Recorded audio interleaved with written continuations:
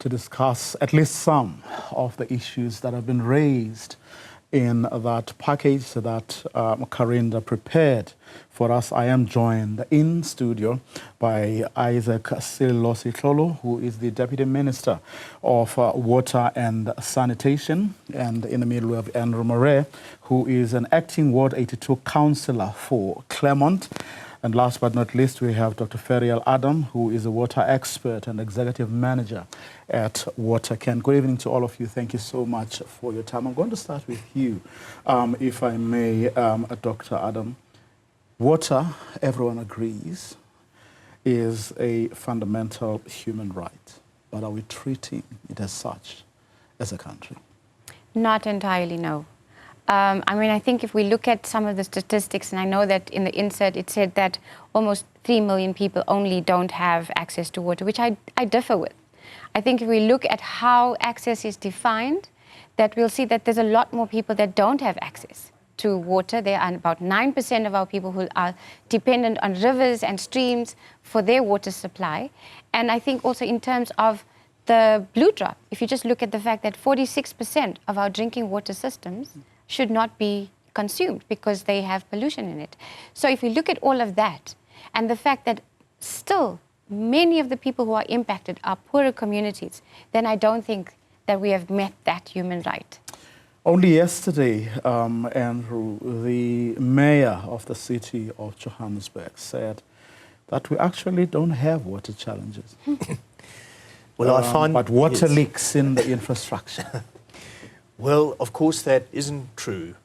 The reality is that there are many people in the city of Johannesburg who for some time have not had regular water supplies.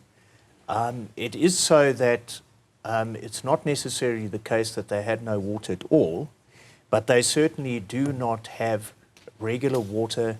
When they turn on the tap, often no water comes through. I have particular experience of the community in Claremont. Claremont is a particularly vulnerable area. There are many elderly people who live in Claremont. They live in flats. There are many people who are on grants and many elderly people.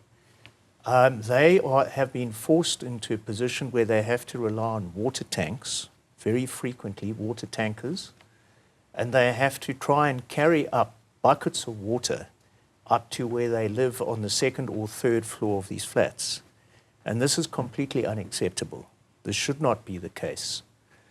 The particular problem in Claremont had its genesis some years ago when the reservoir which serves that area, which is Hurst Hill 1, developed serious leaks. As a consequence, Johannesburg Water closed down that particular reservoir and bypassed it. So the supply coming through from Rand Water comes through directly and does not actually feed a reservoir before it goes to the taps in that area. The result of that is that the water pressure is not sufficient to ensure that water travels across the valley, because the reservoir is on one side of the valley at an elevated level, and then the Claremont area is on the other side of the valley, also at an elevated level. So the water has to get across the valley to be able to get to the people who need it, particularly those living on the higher floors and the flats. This has not been happening for about 3 years now.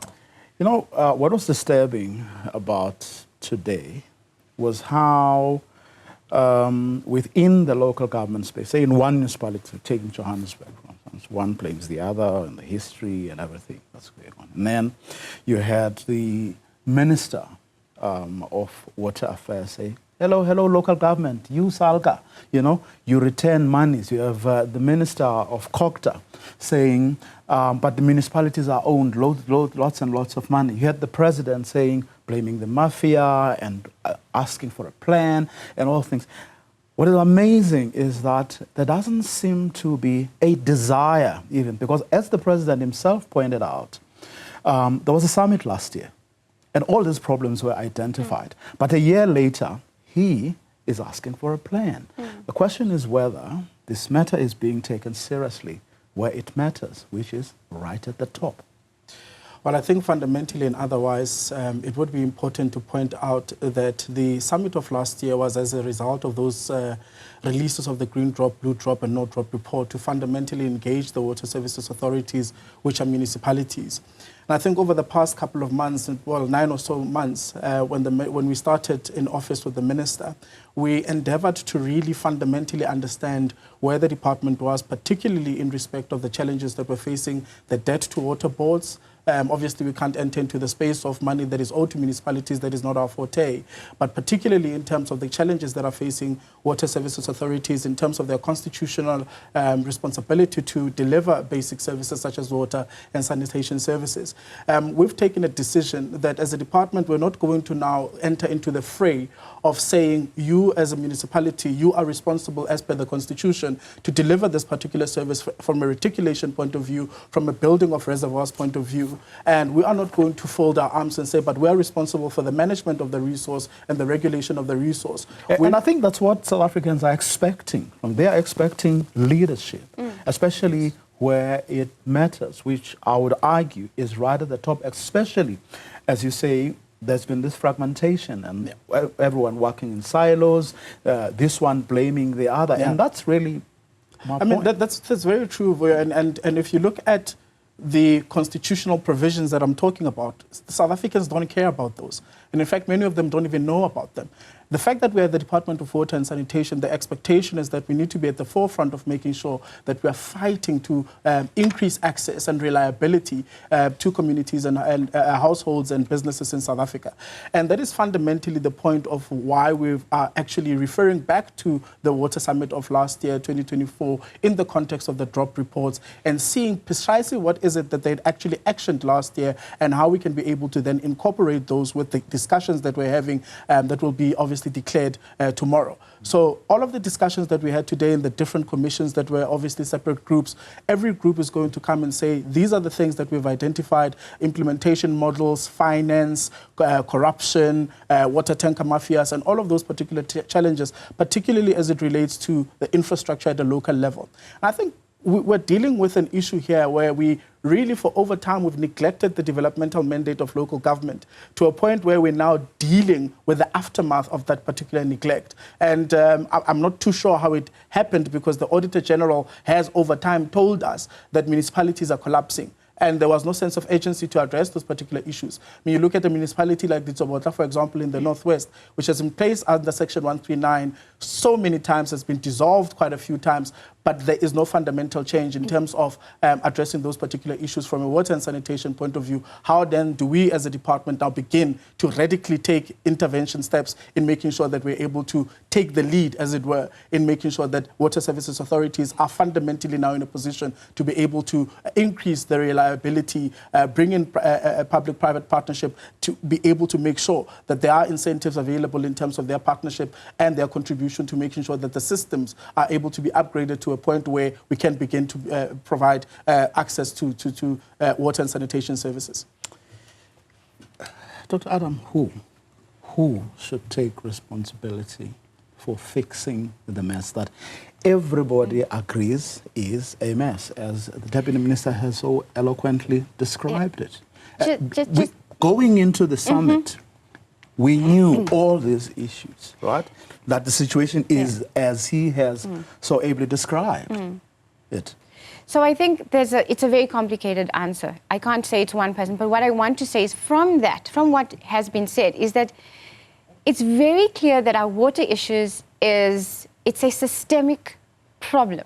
So when one department blames the other department, blames the other department, blames local government, it becomes really frustrating for people on the ground.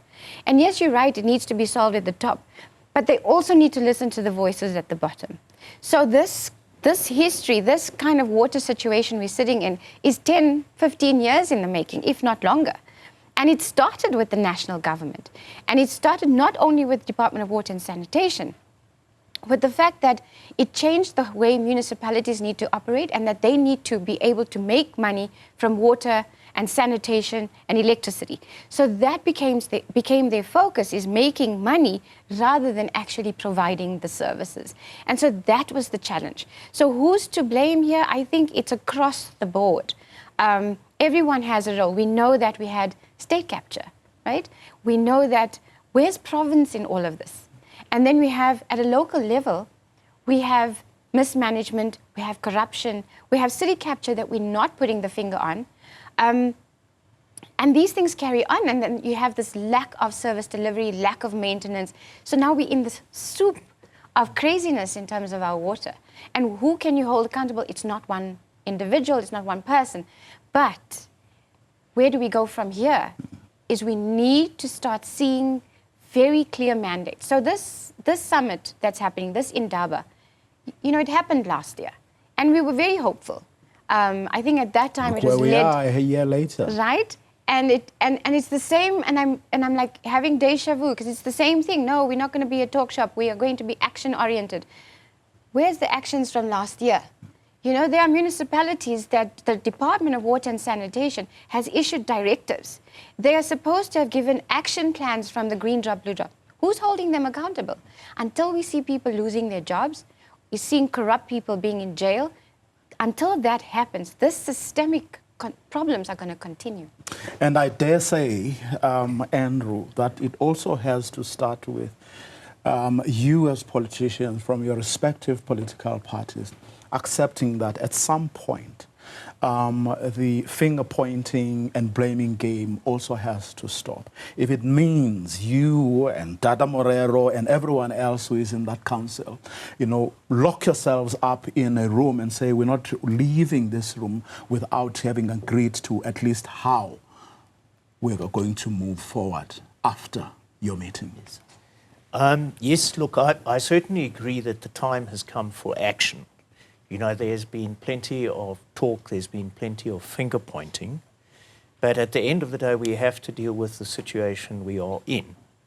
And we have to know where we want to go to, and we have to take steps to get there. That's really important.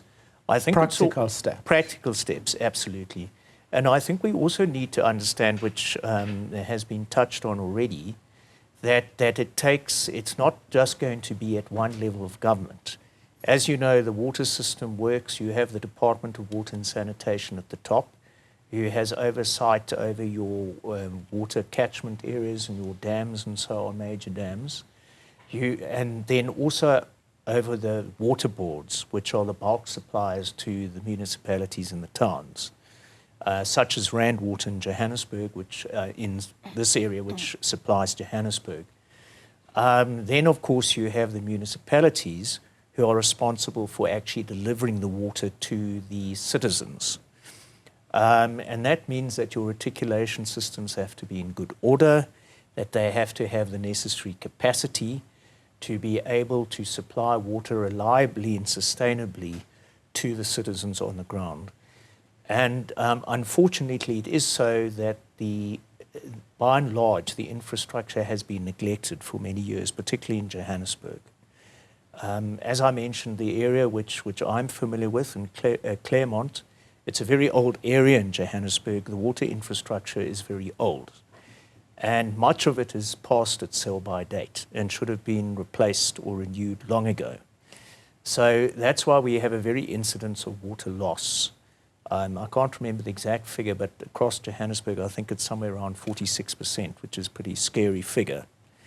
And that's mainly due to the fact that the infrastructure is in such poor condition. So we have frequent leaks and so on. So that's what we really need to address. We need to get down to brass tacks and make sure that the infrastructure is upgraded to meet the current demands, and also repaired to make sure we're not suffering major water losses. If you just joined us, we're talking about South Africa's water problem on the back of that water summit, which was addressed by President Cyril Ramaphosa today and which is going to end tomorrow. We are continuing with our discussion, but we'll also take your views. That's after this short break.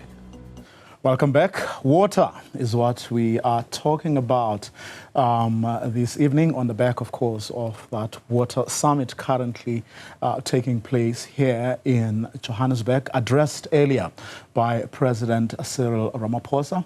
Of course, there were ministers as well, experts, local government practitioners, you name them, everyone who has a stake. And this issue was part of that meeting. Let's take some viewers' views. And now we do have Mtandek Induli from Sebokeng saying, good evening. Water tanks are there because of incompetence.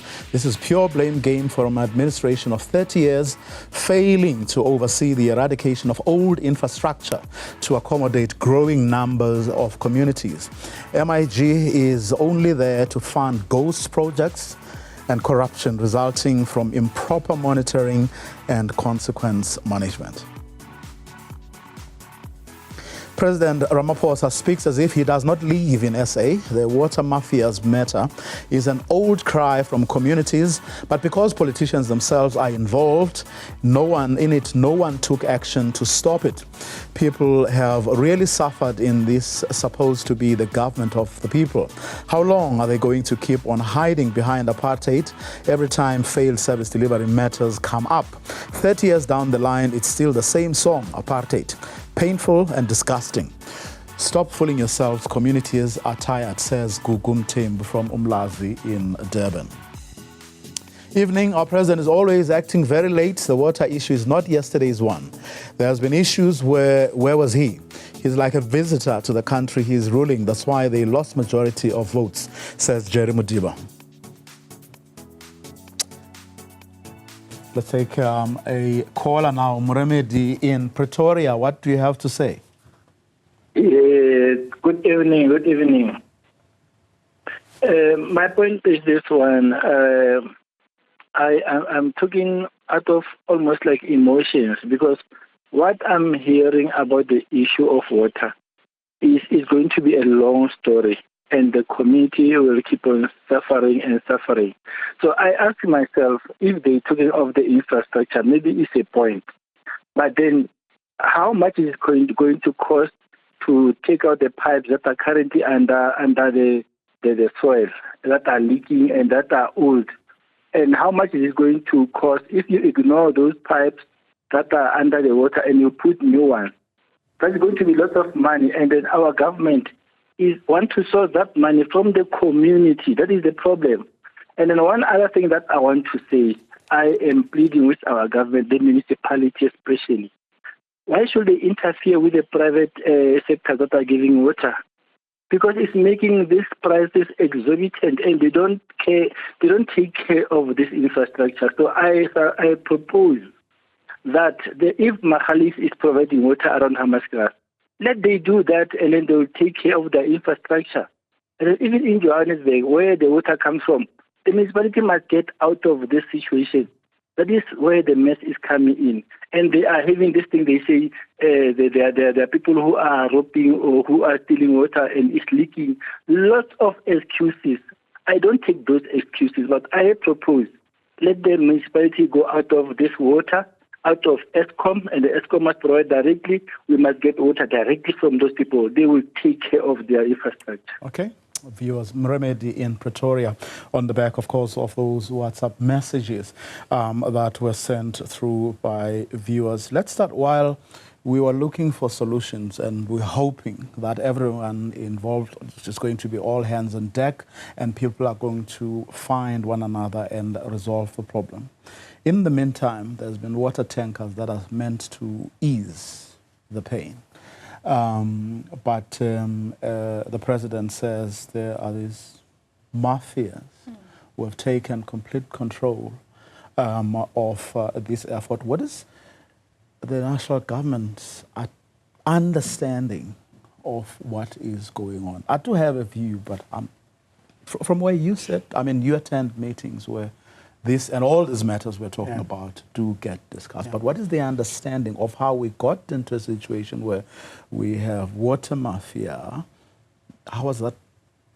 How did that and never mind sewer mafias as well, because they've now also come to the fore in terms of the destruction of our wastewater treatment works. So, Bravia, what is essentially happening is, and I want to emphasize this point, and perhaps, you know, without wanting to sound like a broken record, the fact that we've been able to undermine the developmental mandate of local government for so long is the reason why we are here. Is the reason why viewers are frustrated. Is the reason why we're fundamentally finding ourselves in a position where we now have to really find a coordinated approach in addressing the issue of water and sanitation in South Africa. The issue of water tankers is as a result of those people who are at a municipal level. There is no water tankering that is happening without a politician knowing or without a municipal official knowing. And I can put my head on the block for that. There's absolutely nobody. We all know who these people are. We know where they live. We know why they're doing what they're doing. If you go to the municipality of Tswaying, for example, in the northwest, where I do oversight, the infrastructure that has been built there, whether it's a pump station, whatever it is, that requires a special kind of tool to literally be able to screw off that thing, to be able to take whatever section of that particular pipe. You need a bakkie for that. That is a specialized job. And that is why we're referring to it as a mafia. And those are people that know that ordinary communities, when they have to go and report these things, unfortunately, our law enforcement, now our SEPs, has, you know, also been deprived of investment that is able to capacitate them to a point where they're able to fight against crime. Where if they report that Zbanibani is doing this thing and they're the ones who are doing that and they work at the municipality, they close the valve. Tomorrow, those people are either dead. Tomorrow, those people, their houses have been burned, or something tragic has happened. That is the society in which we are living in. That is enabled by the people that are supposed to be fundamentally serving us as residents of municipalities. That is the reality of what is happening at a local government level.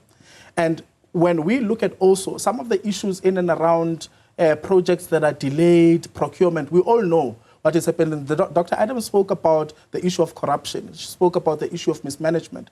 I can add the issues that have been raised by the Green Drop, No Drop, and the Blue Drop report in terms of the lack of capacity or the appointment of people that are incapable of actually maintaining and operating water and sanitation infrastructure at a local level.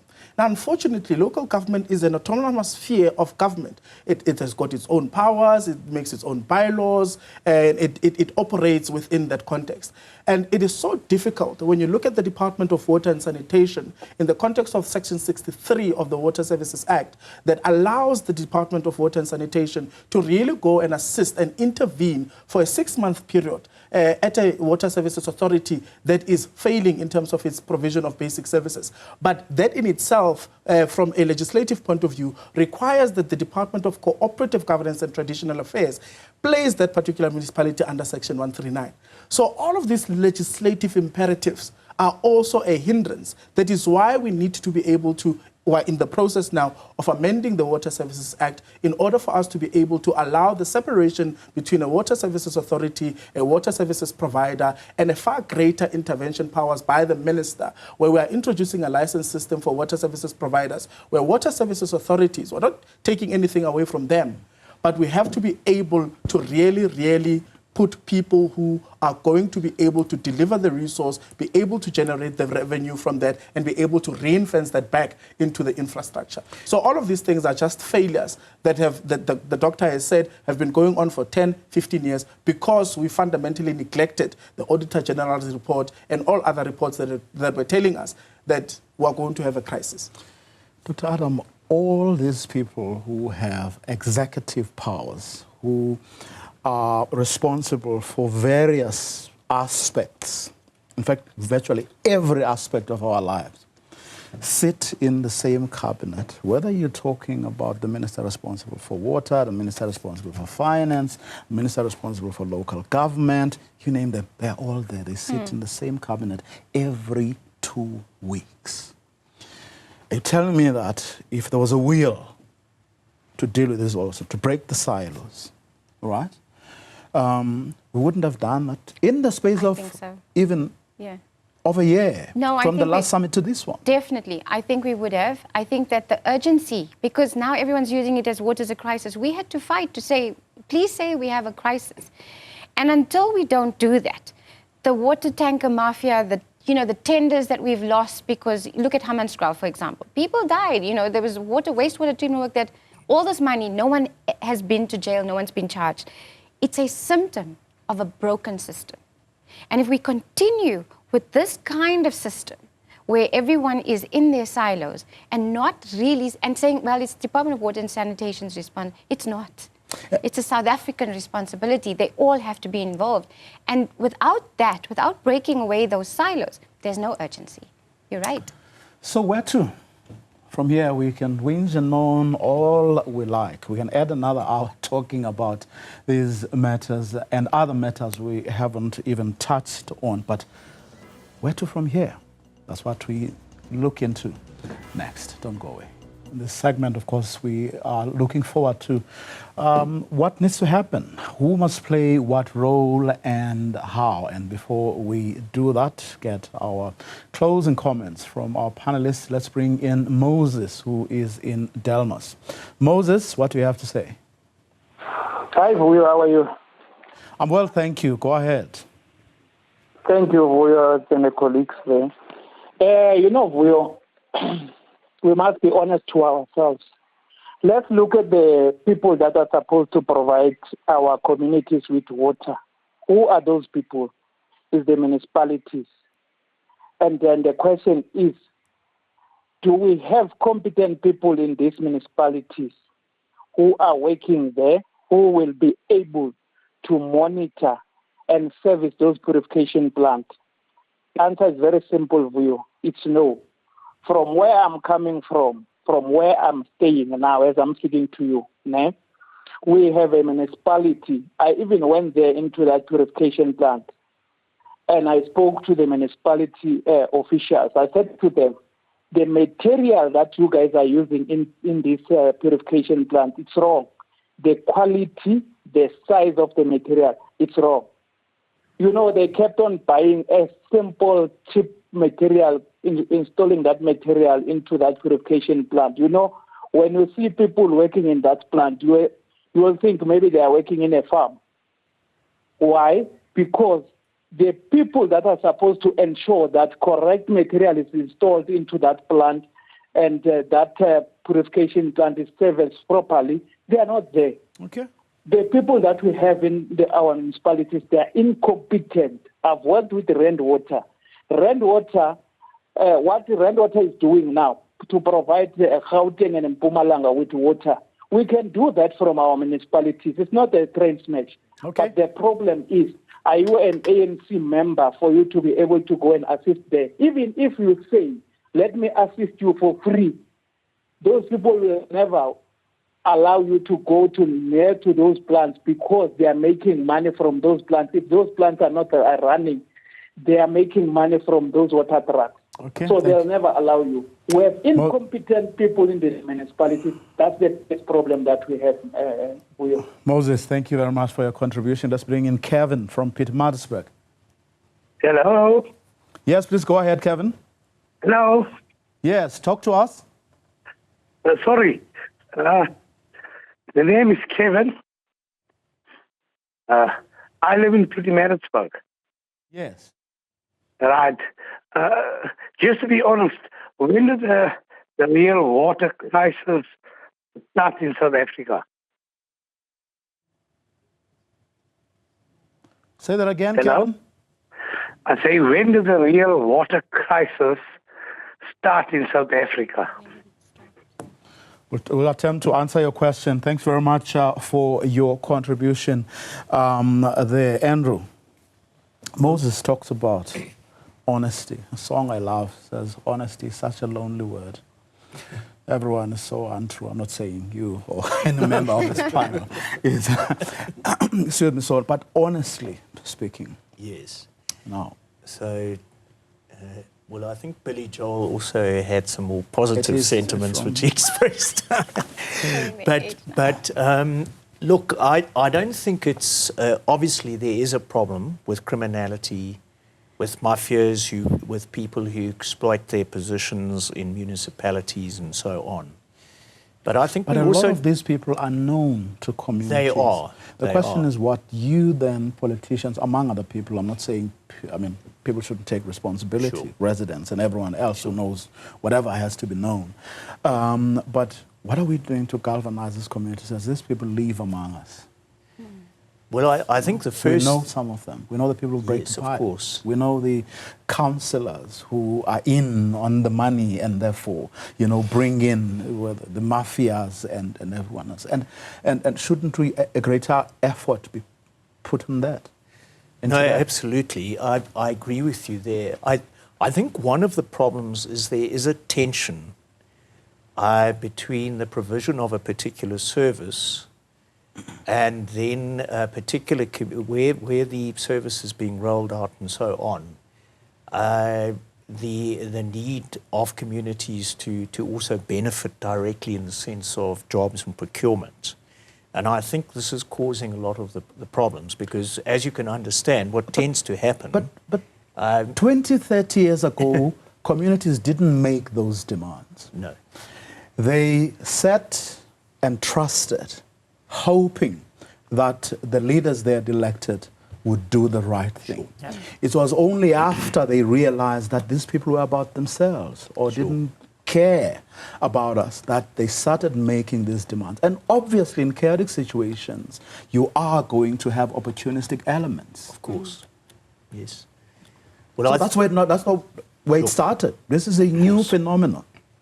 After people sat back and said, please do the right thing, lead us. Yeah, it's true. I think it's also a question of education as well and understanding. And that I think many people don't appreciate that the function of government is to act in the interests of everyone. So in other words, when government comes in and it rolls out a water reticulation system or whatever it might be, its primary obligation is to roll out that particular service out for the benefit of everybody who's going to benefit from the actual service. It's not to give jobs to people, and that's a secondary consideration. And I think this is one of the things that many people don't really understand. And what I can say is I know from my own experience as a ward councillor, is that when projects are rolled out in the area, unfortunately, because of the economic circumstances of many people in the area, their primary concern is whether they will actually benefit directly from that project. And this is a big problem. And I think that's, unfortunately, that's tied up with the current economic challenges that we're experiencing in the country, that many people are unemployed, they don't have access to decent jobs and so on, so they rely on the kind of jobs which are provided by government under those circumstances. To someone, Deputy Minister, who another summit later has become even more pessimistic, to someone who 31 years into democracy has lost a great deal of hope. What do you say to them? So I want to fundamentally focus on the reforms that we will be undertaking as a Department of Water and Sanitation. There's an element that we haven't spoken about, and that is the nature and extent of our raw water quality. Now, Dr. Adams will tell you that we've got rivers and dams that are deeply polluted in South Africa, and largely because of dysfunctional wastewater treatment works that have fundamentally rendered our ecosystem very dead in these particular water resources. So this has necessitated the department to undertake an amendment to the National Water Act to impose personal penalties to mayors, MMs, political administrative leaders in municipalities to be able to take personal accountability for that particular situation. The amendment to the Water Services Act that I mentioned earlier to introduce a license, an operating license for water services provider in order for us to be able to allow water services authorities to appoint competent licensed water services providers. It can be Rand Water, it can be a private company, it can be whoever, as long as they will be able to provide the service and be able to ring-fence those funds to be able to continue to give back to the infrastructure. One of the things that frustrate me personally is the fact that once we do actually undertake these notices and directives, as Dr. Adams highlighted, particularly in the context of pollution, is that when a municipality like Dipalesem, for example, is fined 160 million, that municipality is also expected to actually be able to go back and correct what they were found guilty on. However, as a National Department of Water and Sanitation, we need to be able to stand up and say we need to identify and bring about a reform wherein we can say, once we win a court case against the municipality, whatever they've found or whatever they've fined, that needs to come to a specific account within the department so that we can be able to implement those corrective action plans in order to be able to fix and refurbish the infrastructure. Just on those three fronts, particularly in relation to what is my passion within the department, eradicating pollution and making sure that we arrest everybody. We have run out of time. I know, but I'll be very quick. I think the one thing what will give you hope? What will give me hope is that government needs to realize they're not going to be able to do this on their own. And their only partner in this is not the private sector, which is what government keeps saying, public-private partnerships. They forget that it's civil society, that it's people on the ground who are cleaning the rivers, who are watching the overflowing manholes, who are watching the leaks, who are reporting when there's no water and all of that. How can you have such a big indaba? And by the way, you said everyone is invited to this indaba. Civil society was not invited to the indaba. So you're leaving out a big chunk of society out of the discussions of something that is a basic human right and that affects us directly. So unless you change that, we are going to be in this situation for much longer. I'm inviting you. Let me thank all of you for coming through. Really appreciate you giving us your time and insights. And that's where we are going to leave it for tonight. Hopefully, something will come out of that indaba tomorrow with or without some of the most important stakeholders. In the next hour, we'll look at small businesses who are closing down due to extortion. Your headlines coming up in a moment. Don't go away.